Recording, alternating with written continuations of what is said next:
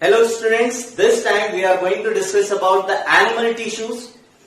अगर एनिमल्स के हम केसेस की बात करें तो animals perform various life processes like respiration, movement, excretion process, digestive system जहां पर डाइजेशन प्रोसेस ऑकर होता है. So all these functions are carried out by particular group of cells commonly known as tissue. अगर हम tissue की बात करें तो टिश्यू क्या होते हैं? Tissues are cluster of cells performing a particular function at a definite position in a body. So यहां पर हम एनिमल टिश्यूज के बारे में डिस्कस करने वाले हैं, उसका क्लासिफिकेशन देखने वाले हैं. सबसे इंपॉर्टेंट चीज, आपको बहुत ज्यादा डिटेल में यहां पर एनिमल टिश्यूज के बारे में नहीं पढ़ना है. बेसिक सबसे जो ज्यादा इंपॉर्टेंट है यहां पर वो है ये टिश्यूज कहां लोकेटेड होते हैं और इनका फंक्शन क्या है. अगर आपके बॉडी की बात करें तो यहां पर आपके बॉडी में कितने टाइप ऑफ टिश्यूज है, let us find out. Animal tissues की अगर हम बात करें, they are basically classified as 4 major tissues. First is epithelial, second one is connective tissue,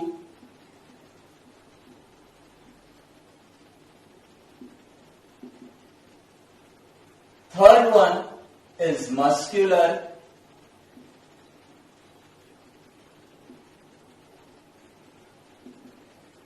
and fourth is nervous tissue.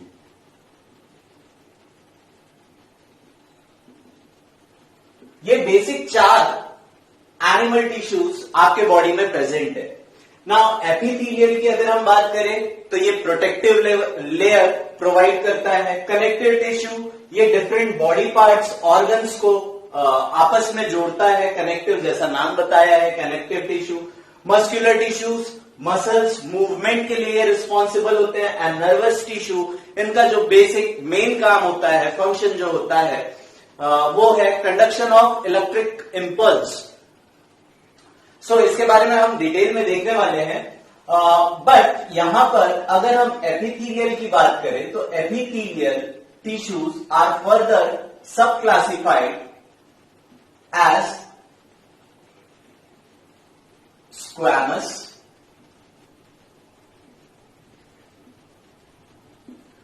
Then columnar and cuboidal.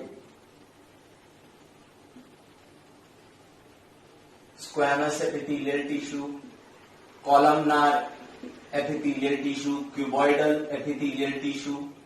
और squamous की अगर हम सब टाइप की बात करें तो यहां पर एक और होता है स्ट्रैटिफाइड.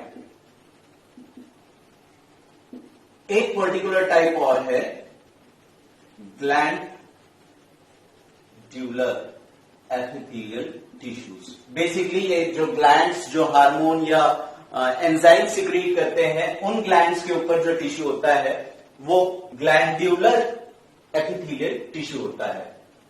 नाउ कनेक्टिव टिश्यू की अगर हम सब डिविजन्स की बात करें तो ये बेसिकली 7 टाइप के होते हैं. They are blood, bone, cartilage,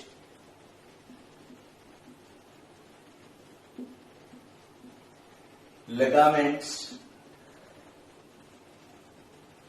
tendons,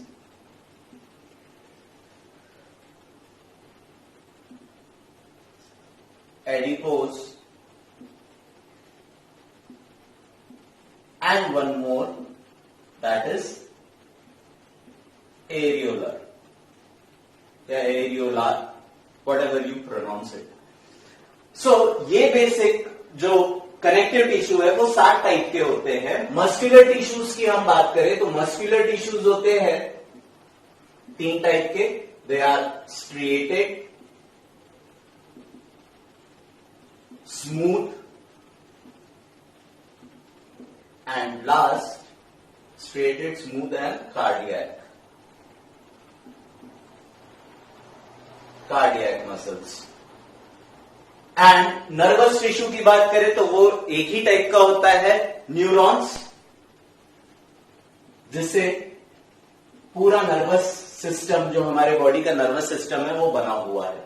so this is the basic classification of type of animal tissues. अब इनके बारे में हम डिटेल में पढ़ने वाले हैं। सबसे पहले हम एपिथेलियल टिश्यू के बारे में डिस्कस कर लेते हैं। सबसे ज्यादा इंपॉर्टेंट है, आप इस फ्लो चार्ट को जरूर बनाएं और जो सब पार्ट्स है उन्हें बहुत अच्छे तरीके से याद कर लें। कोशिश कीजिए प्लांट टिश्यू और एनिमल टिश्यू एक साथ ड्रॉ करने की। नाउ एपिथेलियल टिश्यूज की अगर हम बात करें, what are epithelial tissues? Epithelial tissues, यहां पर हम कैरेक्टरिस्टिक्स इसके डिस्कस करने वाले। It basically provides covering, or we can say protective layer. Here their basic work is to protect organs or internal parts of body from external environment. Otherwise यहां पे bacteria, viruses, ये सब चीजें आसानी से अटैक कर सकती है। So epithelial tissues are those tissues which provide covering to the organs or they provide a protective layer. So अगर इसके फर्स्ट टाइप की हम बात करें, squamous epithelial tissue, these tissues are basically very thin, और अगर इनके डायग्राम की हम बात करें, so they are particular like a thin membrane sheet के जैसे होते हैं, बहुत ही पतली शीट होती है यहां पर। And there are no intercellular spaces, almost no intercellular spaces, यहां पर इंटरसेल्यूलर स्पेसेस नहीं होते। बेसिकली स्क्वैमस टिश्यू कहां प्रेजेंट होती है? They are present in our mouth lining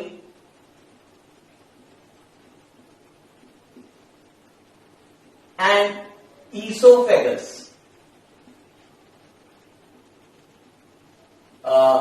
ये इतने पतले होते हैं, से फॉर एग्जांपल अगर आपने कभी बहुत ज्यादा गर्म पिज्जा हड़बड़ी में खा लिया, तो जो अपर जॉ है उसमें जो प्रोटेक्टिव लेयर लगी हुई है वो जल जाती है, ठीक है।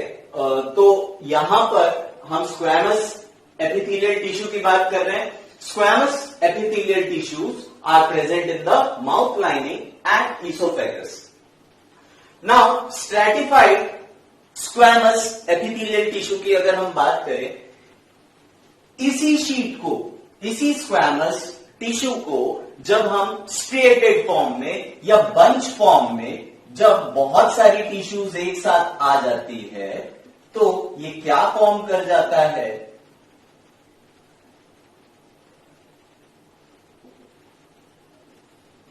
ये फॉर्म कर जाता है स्क्वैमस। बेसिकली ये जो टिश्यू है, ये हमारे बॉडी में कहां प्रेजेंट होती है? आउटर स्किन, जो स्किन होती है आपकी, वो इस लेयर से बनी हुई है, इस एपिथेलियल टिश्यू से बनी हुई है।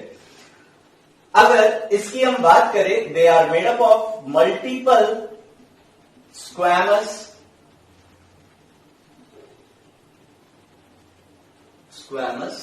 टिश्यूज। ये multiple layer of squamous tissues. Now stratified squamous epithelial tissue के बारे में हमें पता चल गया, multiple layer of squamous tissue, और ये प्रेजेंट होते हैं हमारे जो आउटर स्किन है। बेसिकली इसका भी काम क्या है? अब देखिए यहां पर स्क्वैमस जो था वो थिन था, पतला था, और यहां पर जब इसकी लेयर आ गई, मल्टीपल लेयर आ गई, तो ये इसकी स्ट्रेंथ बढ़ जाएगी और ये ज्यादा रफ और टफ हो जाएगा। बेसिकली इसका काम क्या है? जो एक्सटर्नल एनवायरनमेंट के बैक्टीरियाज या फॉरेन बॉडीज से इंटरनल बॉडी को प्रोटेक्ट करना। नाउ कॉलमनार एपिथेलियल टिश्यू, अगर हम कॉलमनार की बात करें तो कॉलमनार एपिथेलियल टिश्यूज दिखने में कैसे होते हैं, जैसा नाम है इसका जो स्ट्रक्चर होता है वो पिलर लाइक होता है। कॉलमनार का मतलब क्या हो गया, पिलर लाइक स्ट्रक्चर्स। बेसिकली इनका जो स्ट्रक्चर होता है वो कुछ इस तरीके का होता है।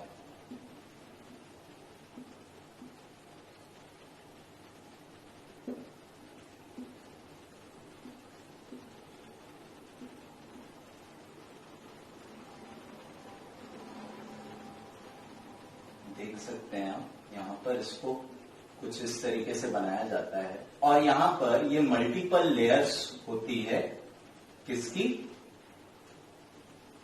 कॉलमनार टिश्यूज की। ये कॉलम की तरह होते हैं और इनका बेसिक काम या ये प्रेजेंट कहां होते हैं, इन लंग्स। लंग्स का एक पार्ट होता है ब्रोंकाई, वहां प्रेजेंट होते हैं। लार्ज इंटेस्टाइन में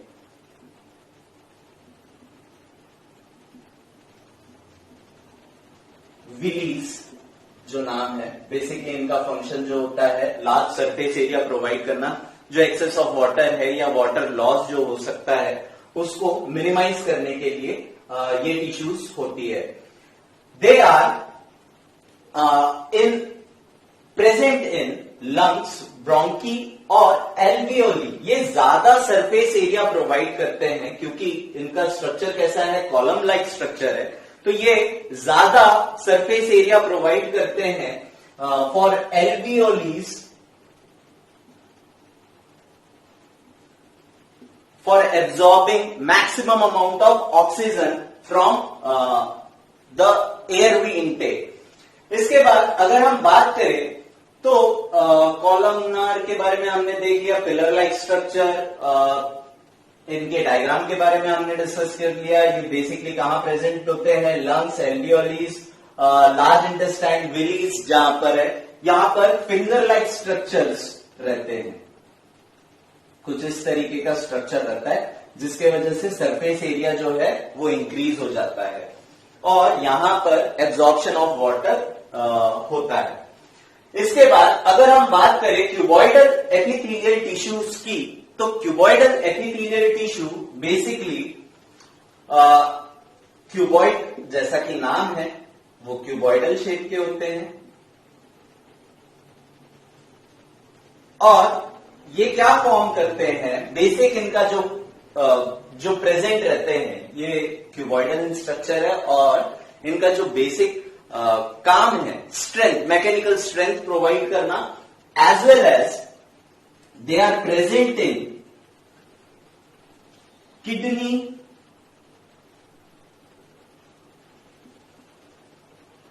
tubules,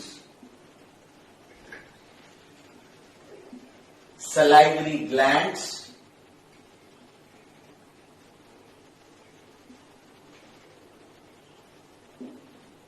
and they provide, ये तो लोकेशन की बात हो गई, and they provide mechanical strength also.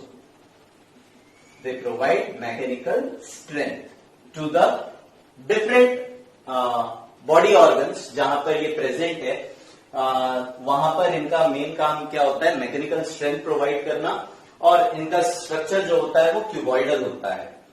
यहां पर मैंने एक सिंगल सेल बनाया है, आप बुक में जब डायग्राम देखेंगे तो वो ग्रुप ऑफ क्यूबॉइडल सेल्स है, ठीक है। इसके बाद ग्लैंड्यूलर एपिथेलियल टिश्यूज की अगर हम बात करें तो ये बेसिकली प्रेजेंट होता है ग्लैंड्स के ऊपर। ग्लैंड्स क्या होते हैं, which secretes hormones and enzymes. Glands का बेसिक काम क्या है, they secretes hormones and enzymes और इन ग्लैंड्स के ऊपर जो प्रोटेक्टिव लेयर होती है उसे हम क्या बोलते हैं, ग्लैंड्यूलर एपिथेलियल टिश्यूज।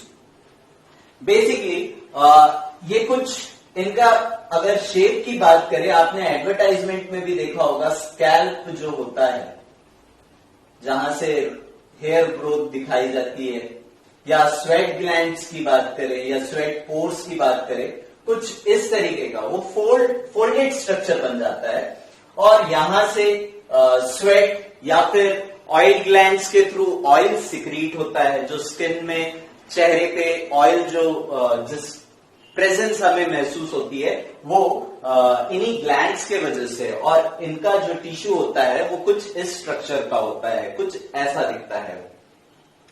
सो यहां पर हमने डिस्कस कर लिया एपिथेलियल टिश्यूज के बारे में, और एपिथेलियल टिश्यूज बेसिकली होते हैं 4 टाइप के। स्क्वैमस का सब टाइप है स्ट्रेटिफाइड, कॉलमनार जो प्रेजेंट होते हैं लंग्स, लार्ज इंटेस्टाइन, क्यूबॉइडल की अगर हम बात करें ये बेसिकली प्रेजेंट होते हैं kidney tubules and salivary glands. Glandular epithelial tissues की अगर हम बात करें तो ये बेसिकली इनका काम क्या होता है, ग्लैंड्स को एक प्रोटेक्टिव लेयर प्रोवाइड करना जो हार्मोन सिक्रीट करते हैं। इनका स्ट्रक्चर या डायग्राम कुछ इस तरीके का होता है। ये आप शैम्पू वगैरह या हेयर ऑयल का जो एडवर्टाइजमेंट आता है उसमें काफी बार इस तरीके का हेयर ग्रो के लिए डेमोन्स्ट्रेट करता है। नाउ नेक्स्ट टाइप की अगर हम बात करें तो नेक्स्ट टाइप जो है वो है कनेक्टिव टिश्यू। सेकेंड टाइप की हम अगर यहां पर बात करें, they are the connective tissues.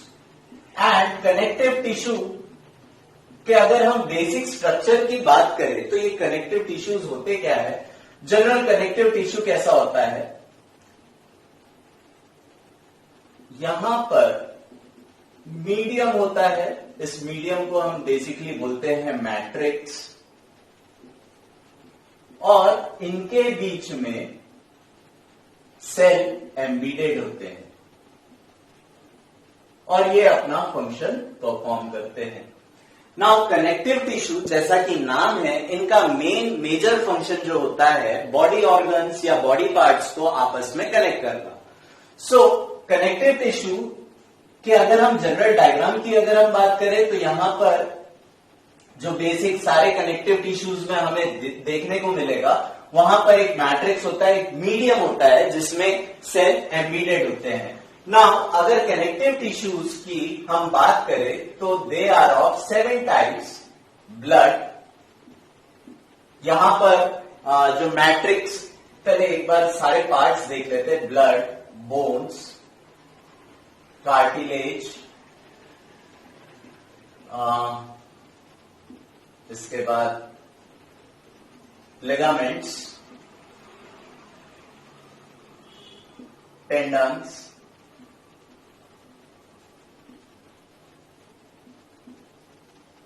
Adipose and areolar. So connective tissue का मेन काम क्या है, यहां पर इनका बेसिक फंक्शन है बॉडी ऑर्गन्स या बॉडी पार्ट्स को आपस में कनेक्ट करना। सो ब्लड की अगर हम बात करें तो यहां पर अगर दिस इज रिप्रेजेंटिंग ब्लड तो यहां पर मैट्रिक्स जो होता है वो हो जाता है प्लाज्मा, जिसकी डेंसिटी बहुत ज्यादा कम होती है, और इसी के बीच में आरबीसी या डब्ल्यूबीसी, प्लेटलेट्स, ये सारी चीजें क्या होती है, एम्बेडेड होती है। बोन्स के अगर हम केसेस की बात करें, बोन के केस में जो मैट्रिक्स होता है या जो मीडियम होता है उसे हम कहते हैं बोन मैट्रिक्स, और ये किस कंस्टिट्यूएंट से बना होता है, कैल्शियम फॉस्फेट। ओके, और इसके बीच में बोन सेल्स होते हैं जो फ्लेक्सिबल नहीं होते हैं, इनकी स्ट्रेंथ ज्यादा होती है। अगर मैं बोन्स की बात करूं तो बोन्स को मोड़ा नहीं जा सकता, ठीक है। सिमिलरली अगर कार्टिलेज की बात करें तो कार्टिलेज में जो मीडियम होता है वो बना होता है proteins and sugar, protein and sugar से बना होता है। और इनके अगर हम सेल की बात करें तो सेल काफी दूर प्लेस्ड होते हैं एक दूसरे से। बेसिकली आप कार्टिलेज को बोल सकते हैं सॉफ्ट बोन, लेकिन ये एक्चुअली बोन नहीं है। जैसे ईयर को हम फोल्ड कर सकते हैं, यहां पर सॉफ्ट बोन है, बोन नहीं है, ये कार्टिलेज है। नोज में, इनफैक्ट ट्रैकिया, ये पार्ट्स में जो कार्टिलेज है वो प्रेजेंट होता है। अब कार्टिलेज या लिगामेंट्स, टेंडन्स, एडिपोज, एरियोलर, इनकी बात करें तो इन सब का जो बेसिक स्ट्रक्चर है कुछ इसी तरीके का होता है। सो अगर मैं बात करूं, यहां पर ब्लड हमें समझ में आ गया, ब्लड किस तरीके से बॉडी पार्ट्स को कनेक्ट करता है, थ्रू आउट बॉडी में वो स्प्रेड रहता है और ऑक्सीजनेटेड एंड डीऑक्सीजनेटेड ब्लड लाने, ट्रांसपोर्ट करने का काम करता है from body parts to heart. Similarly bones क्या करते हैं, फ्रेम, आपके बॉडी का फ्रेम तैयार करते हैं, एनिमल्स का फ्रेम तैयार करते हैं, मैकेनिकल स्ट्रेंथ प्रोवाइड करते हैं, मैकेनिकल स्ट्रेंथ प्रोवाइड करने का काम करते हैं। और ये कपड़ों की तरह नहीं होते ऐसा हिल जाए आराम से, है ना, फ्लेक्सिबल नहीं होते हैं। नाउ कार्टिलेज की अगर हम बात करें, so cartilage, what are cartilage? Cartilage एक डायग्राम बना लेते हैं यहां पर बोन का, इससे थोड़ा क्लियर हो जाएगा। Now if this is a bone,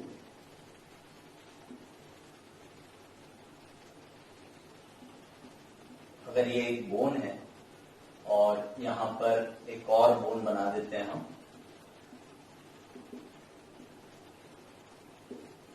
okay, and so on. सो यहां पर एक सॉफ्ट कवरिंग होती है। अब इस सॉफ्ट कवरिंग की जरूरत क्यों पड़ी? बेसिकली ये सॉफ्ट कवरिंग जो होती है, अगर आप नॉन वेजिटेरियन हैं तो लॉलीपॉप जब हम खाते हैं तो उसमें एंड पार्ट पे ऐसी चीजें प्रेजेंट होती है जिसे हम आराम से क्रश करके खा भी सकते हैं। तो बेसिकली वो जो सॉफ्ट पार्ट जो है या बोन्स को जो स्मूथ बना रहा है, उस पार्ट को हम क्या कहते हैं? क्या कहते हैं भैया? Yes, they are cartilage. And ये कार्टिलेज इन लिगामेंट्स की मदद करता है for the connection of bones. Ligaments की अगर हम बात करें तो लिगामेंट्स क्या करते हैं? बोन को आपस में कनेक्ट करते हैं। They are flexible. लिगामेंट्स कैसे होते हैं? फ्लेक्सिबल होते हैं। Bones are not flexible but ligaments are flexible. तभी हम डिफरेंट मूवमेंट कर सकते हैं बॉडी पार्ट्स के बीच में। एल्बो फोल्ड करना, फिंगर्स ट्विस्ट करना, ये सारी चीजें किसके वजह से हो रही है? ये कार्टिलेज, लिगामेंट्स। इसके बाद अगर हम बात करें तो मसल्स जो है वो बोन से कनेक्टेड होती है, बोन से कनेक्टेड होती है through a tissue which is known as tendon. Bone से कनेक्टेड। अब ये ऐसा तो नहीं है कि बोन यहां से निकाला इधर लगा लिया, ये मेरी फेवरेट बोन है, ये निकाला पीछे लगा लिया, कुछ इस तरीके से नहीं। बोन फिक्स रहता है और इससे स्किन अटैच रहती है। तो मसल्स या डिफरेंट टिश्यूज या बॉडी पार्ट्स बोन से कैसे जुड़े होते हैं? Through tendencies. टेंडेंस फाइब्रस होते हैं। टेंडेन are fibrous,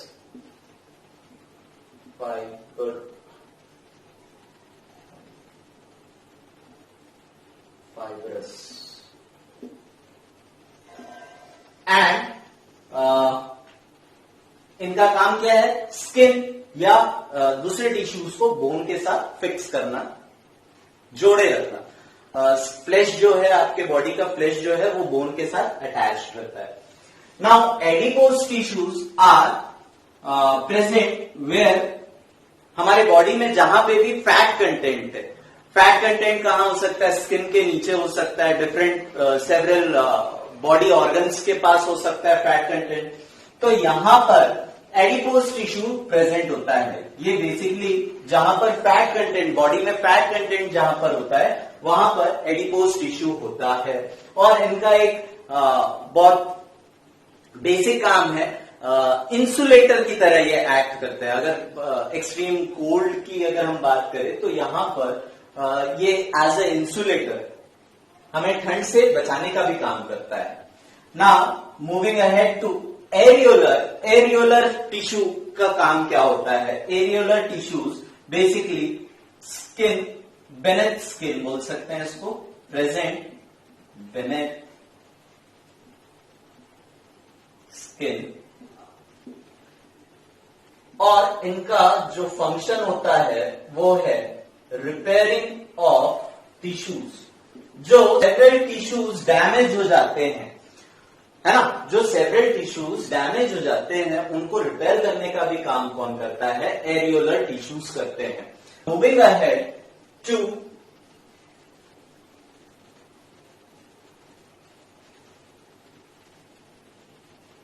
the third part, that is the muscular tissue.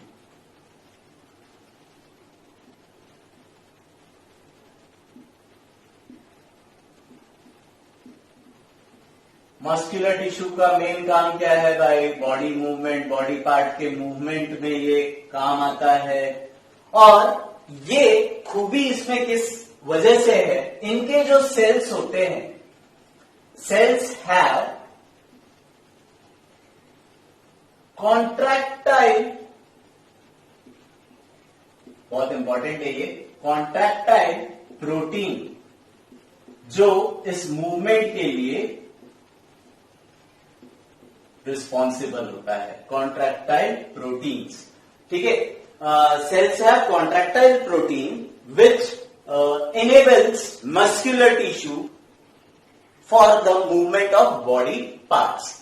अगर मस्कुलर टिश्यूज की हम बात करें तो मस्कुलर टिश्यू बेसिकली होते हैं 3 टाइप के, स्ट्रिएटेड,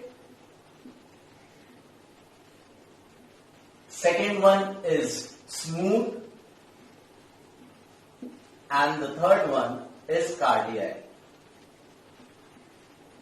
नाउ स्ट्रिएटेड की अगर हम बात करें तो स्ट्रिएटेड जो होते हैं वो बेसिकली कुछ इस तरीके के होते हैं, और यहां पर पैचेस या फिर बोल सकते हैं बैंड्स दिखते हैं इन सेल्स में, जिसके वजह से यहां पे dark,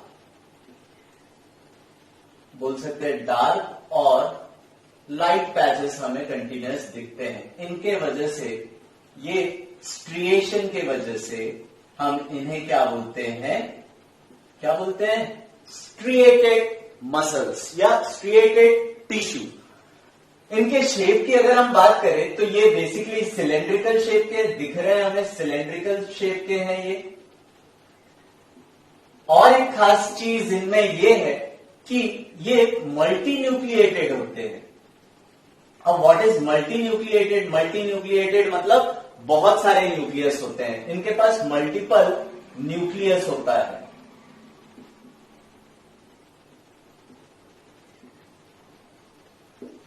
So they are basically cylindrical in shape and they have multiple nucleus. अब ये किस बॉडी पार्ट में प्रेजेंट होते हैं? बेसिकली अगर हम मस्कुलर टिश्यू की बात करें तो muscular tissues are of 2 type. यहां पर इसे फर्दर में क्लासिफाई किया जाता है as voluntary and involuntary. Now what do you mean by voluntary tissues? Voluntary tissues ऐसे टिश्यूज है जिनको हम अपने विल से मूव कर सकते हैं, like limbs, fingers, hand, legs, ये सारी चीज जो है ये हम अपनी इच्छा के अनुसार मूव कर सकते हैं। Can be moved bye our will,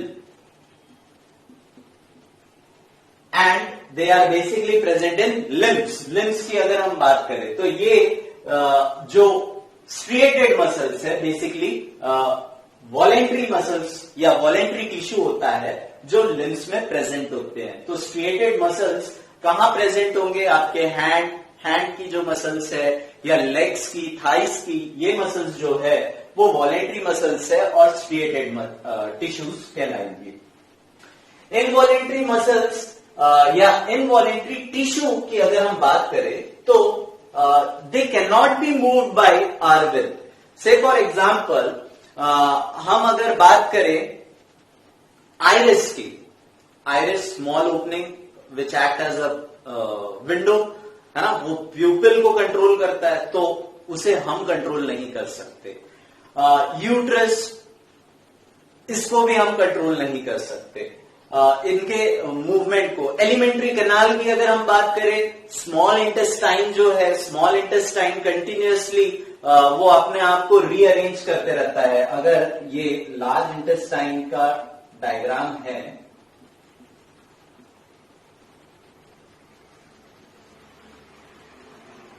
सो यहां पर कोई पर्टिकुलर शेप नहीं होता है इंटेस्टाइन का, है ना। क्यों नहीं होता है? बिकॉज ये स्मॉल इंटेस्टाइन खुद को रीअरेंज करते रहती है। This is almost 6 metre long.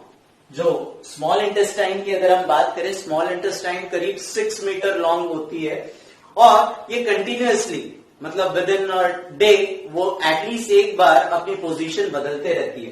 तो यहां पर हम इन मसल्स को या इन टिश्यूज को खुद अपने विल से कंट्रोल नहीं कर सकते। So such type of tissues are what? Involuntary. जैसे हार्ट पंपिंग की अगर हम बात करें, हार्ट का pumping throughout lifelong वो चलते रहेगा जब तक हम जिंदा हैं, ठीक है। यहां हम कंट्रोल नहीं कर सकते इसका, हार्ट का पंप होना हम कंट्रोल नहीं कर सकते। सो इनवॉलेंट्री मसल्स या tissues are which can not be tissues which cannot be moved या moved by our will। हमारे विल के अकॉर्डिंग ये काम नहीं करते हैं, तो हम इन ऐसी टिश्यूज को क्या बोलते हैं? इनवॉलेंट्री टिश्यूज कहते हैं। सो बेसिकली अगर स्ट्रिएटेड मसल्स या स्ट्रिएटेड मसल टिश्यू की हम बात करें, मसल का टाइप है, मसल टिश्यूज का एक टाइप है स्ट्रिएटेड टिश्यू, तो ये होते हैं लिम्स में प्रेजेंट और इनका शेप जो होता है सिलेंड्रिकल होता है, मल्टीपल न्यूक्लियस होते हैं यहां पर। और ये कहां प्रेजेंट है भाई? यस यू नो, कहां? लिम्स में, hand, legs, thighs. Smooth muscles की अगर हम बात करें तो स्मूथ मसल्स कुछ इस तरीके के होते हैं।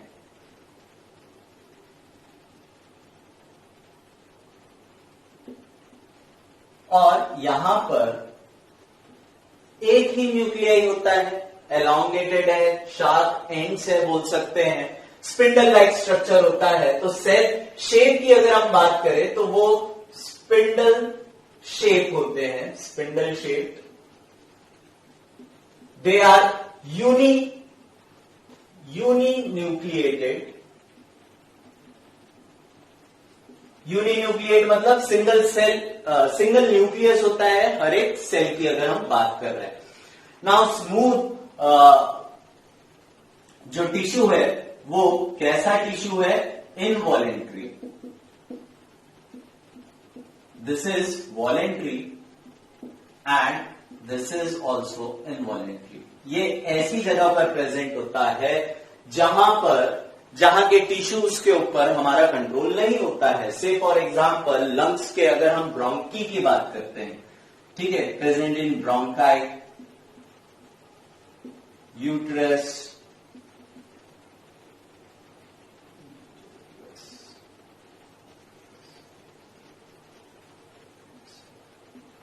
and elementary canal,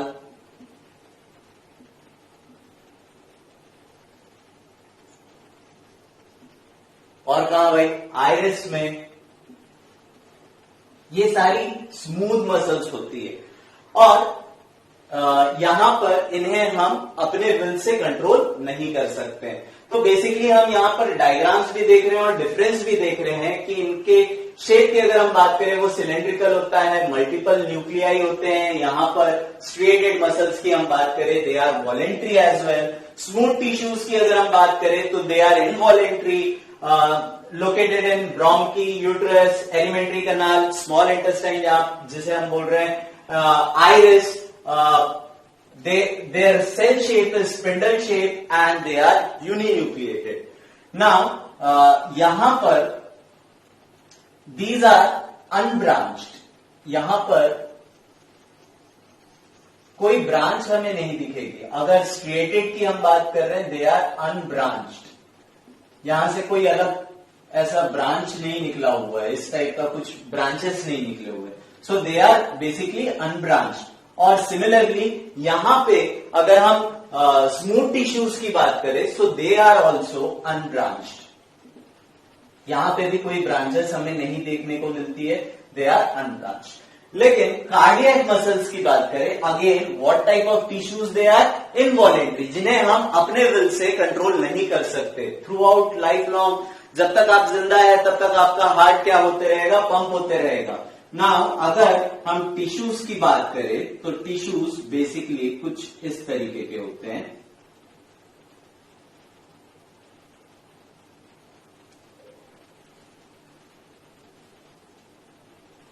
ये कुछ सिलेंड्रिकल स्ट्रक्चर जैसा कुछ होता है, ये सिलेंड्रिकल स्ट्रक्चर ही बोलेंगे इसे। और दे आर ऑल्सो यूनिन्यूक्लिएटेड, और ये ब्रांचेस में होते हैं, आपस में ये कनेक्टेड होते हैं। सबसे खास बात, ये जो टिश्यू है ये सिर्फ और सिर्फ हार्ट में प्रेजेंट होते हैं, हार्ट में प्रेजेंट है। They are uninucleated as well as cylindrical in shape, cylindrical होते हैं राइट। और क्या डिस्कस किया हमने, मल्टीपल न्यूक्लियस और शेप भी हमने कर लिया। दे आर ब्रांच्ड, यहां पर ये अगर हम इन टिश्यूज की बात करें तो ये ब्रांच में होते हैं, है ना। यहां पर देखिए ये आपस में ब्रांच की तरह कनेक्टेड है, तो दीज आर ब्रांच्ड टिश्यूज, हम ये कह सकते हैं। सो यहां पर हमने डिस्कस कर लिया किसके बारे में, मस्कुलर टिश्यूज के बारे में। और मस्कुलर टिश्यूज क्यों मूवमेंट के लिए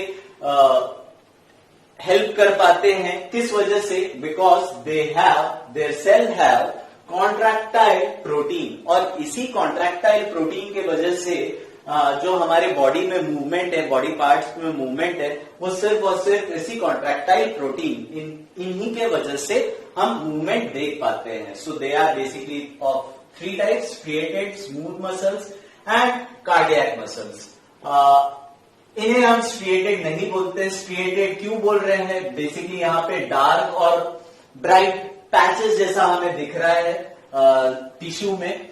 और अगर हम स्मूथ मसल्स की बात करें तो ये स्ट्रिएटेड नहीं कहलाते, क्यों, क्योंकि यहां पर हमें ऐसा कुछ नहीं दिख रहा है, डार्क ब्राइट ऐसे पैचेस या बैंड्स हमें नहीं दिख रहे हैं, तो इसे हम स्मूथ स्ट्रिएटेड मसल्स नहीं बोलते हैं, सिर्फ स्मूथ टिश्यूज बोलते हैं। कार्डियक की अगर हम बात करें तो यहां पर ब्रांचेस होती है, ये हार्ट में प्रेजेंट होता है, यूनिन्यूक्लिएटेड, सिलेंड्रिकल शेप, ब्रांच्ड होते हैं। नाउ यहां पर आप डिफरेंस भी देख सकते हैं, तो इसे आप नोट कर लीजिएगा। Moving ahead to the last topic, that is the fourth part या फोर्थ क्लासिफिकेशन हम बोल सकते हैं, जो मेन एनिमल टिश्यू है, दैट इज द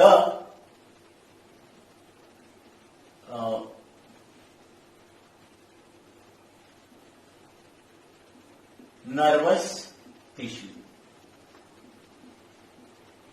ना नर्वस टिश्यू का मेन जो फंक्शन होता है, it helps in conduction of electric impulse. Now what is this electric impulse? अब जैसे आप मुझे देख पा रहे हैं, तो ऐसा नहीं, मेरी इमेज बनी और ये इमेज इलेक्ट्रिक इंपल्स के फॉर्म में, इलेक्ट्रिकल सिग्नल्स के फॉर्म में कन्वर्ट हुई और ये ब्रेन तक पहुंची। जैसे आप मेरी आवाज सुन पा रहे हैं, ये आवाज पहुंची आपके ईयर ड्रम तक, ईयर ड्रम से वाइब्रेट हुआ और ये ऑडिटरी कैनाल्स के थ्रू इलेक्ट्रिकल सिग्नल्स के फॉर्म में कहां तक पहुंची, ब्रेन तक पहुंची। तो इसका जो नर्वस टिश्यू है उसका जो मेन फंक्शन है that is the conduction of electrical impulse through out the body. अगर इनके कोई टाइप्स नहीं होते हैं, जो सेल होता है उसे हम बोलते हैं न्यूरॉन। इन्हीं न्यूरॉन्स के कॉम्बिनेशन से, न्यूरॉन के कॉम्बिनेशन से नर्वस टिश्यू बनता है, हमारा नर्वस सिस्टम है ना। तो न्यूरॉन की अगर हम डायग्राम की बात करें तो बेसिकली वो कुछ ऐसा दिखता है।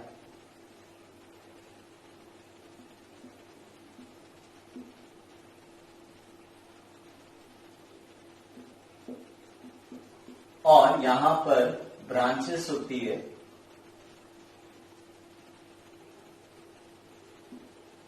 जहां से ये दूसरे न्यूरॉन्स के साथ कनेक्टेड होते हैं। अगर इसकी बात करें, this is the nucleus.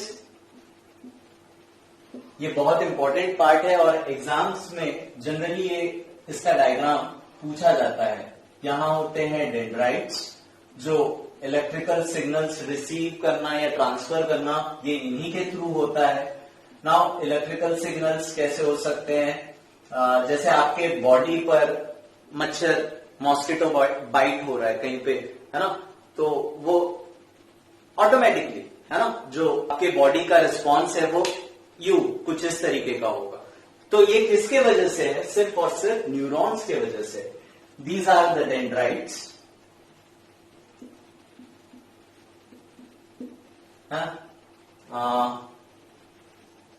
Now this is the nerve ending,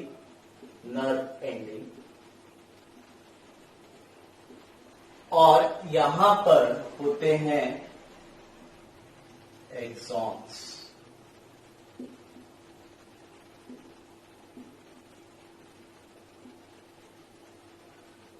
These are basically axons.